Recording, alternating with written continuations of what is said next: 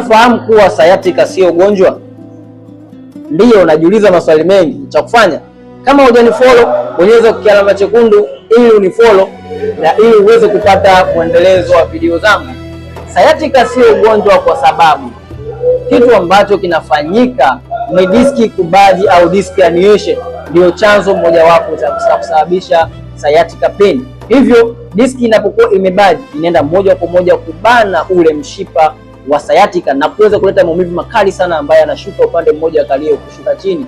Sasa inawezekana sasa hivi wewe ukawa unapitia hayo maumivu makali sana upande mmoja wa kalio kushuka chini na ukawa unapuuzia kwa kusema au kwa kuyachukulia ni maumivu ya kawaida, wengine kuweza kutumia Neurontin, Flexel, Deep Heat kwa kudhania kuwa yanaenda kukata maumivu, bali wengine wameweza kufikia mbali zaidi kwa kutumia sindano.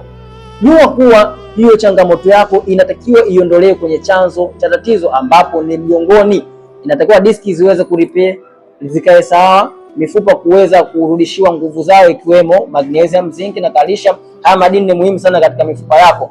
Unaniangalia sasa, linalo suluhisho sahihi na la kudumu ambalo laviambatanishe na ambalo vinaenda kuondoa changamoto yako moja kwa moja kutoka kwenye chanzo. By the way, kwa sana moja kwa moja ili niweze kukusaidia, kwani inatosha ndani ya siku 60 changamoto yako kitokomeza kutoka kwenye chanzo kabisa.